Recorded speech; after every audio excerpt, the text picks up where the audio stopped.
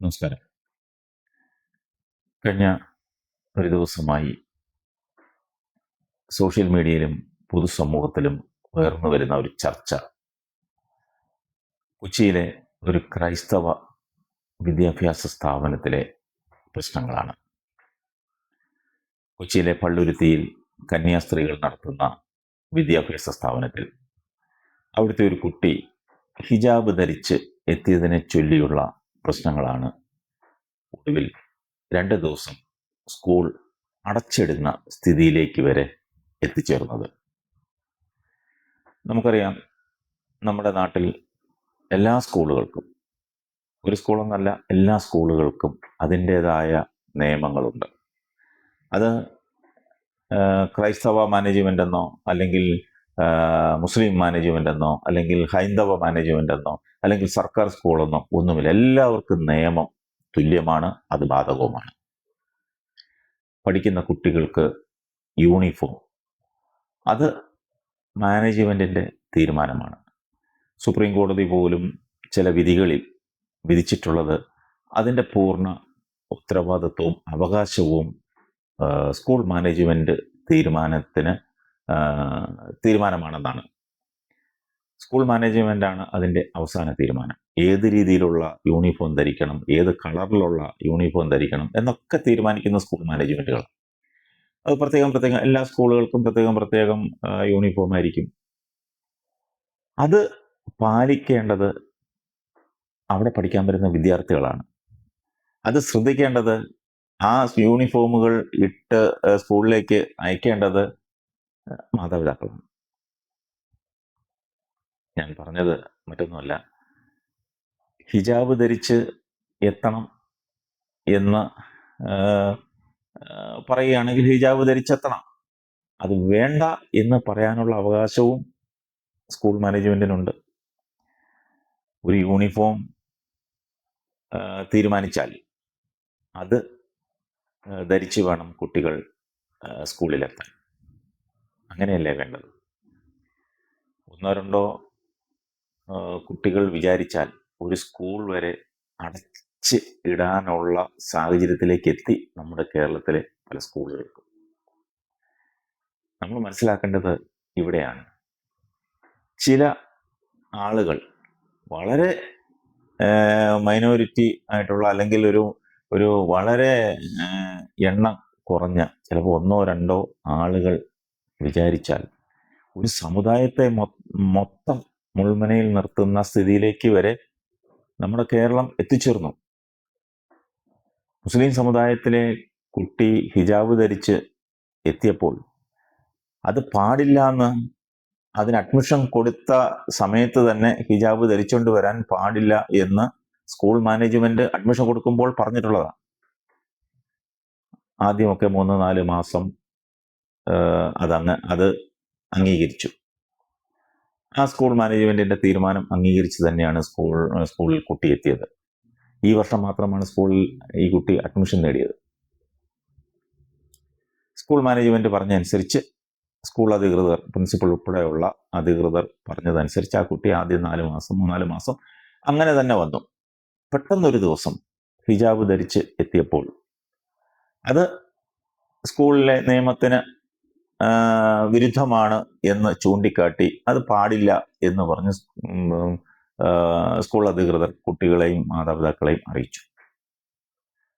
പക്ഷേ അത് വകവയ്ക്കാതെ വീണ്ടും കുട്ടി ഹിജാബ് ധരിച്ച് വരികയും, മാത്രമല്ല അനാവശ്യമായി കുട്ടിയെ പീഡിപ്പിക്കുന്നുവെന്ന് കാണിച്ച് മാതാപിതാക്കൾ അധികാരികൾക്ക് പരാതി കൊടുക്കുകയും ചില വർഗീയ മതസ്പർദ്ധ വളർത്തിവിടാൻ ചില വർഗീയ കക്ഷികൾ സ്കൂളിലേക്ക് മാർച്ച് നടത്തുകയും ചെയ്ത സാഹചര്യം വരെ ഉണ്ടായി. അപ്പോൾ സ്വാഭാവികമായിട്ടും സ്കൂളിന് പ്രൊട്ടക്ഷൻ നേടി സ്കൂൾ അധികൃതർ കോടതിയെ സമീപിക്കുന്നു. കോടതി സ്കൂൾ അധികൃതരുടെ ആവശ്യം അംഗീകരിച്ച് അതിന് പോലീസ് പ്രൊട്ടക്ഷൻ നൽകുകയും ചെയ്തു. അങ്ങനെ ഇപ്പോൾ പോലീസ് കാവലിൽ സ്കൂള് 2 ദിവസത്തേക്ക് അടച്ചിട്ടിരിക്കുകയാണ്.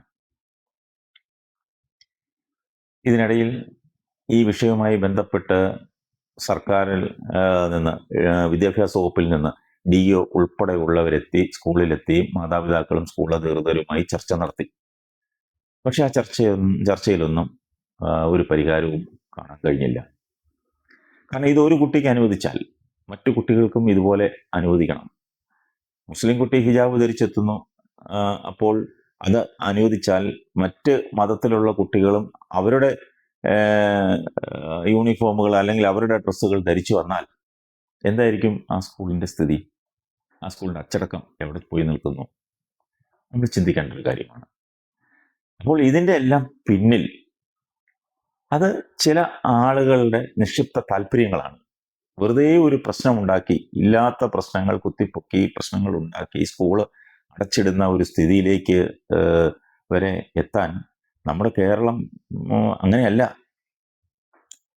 ഇത് സാംസ്കാരിക കേരളമാണ്. ഇവിടെ മത വേർതിരിവൊന്നുമില്ല, മതസ്പർദ്ധയില്ല, ഇവിടെ ഒരു വർഗീയ വിദ്വേഷമില്ല. ഇവിടെ എല്ലാവരും ഒന്നാണ്. അങ്ങനെയാണ് നമ്മളെ പഠിപ്പിച്ചിട്ടുള്ളത്. ഇത് സാംസ്കാരിക കേരളമാണ്, കൊച്ചു കേരളമാണ്.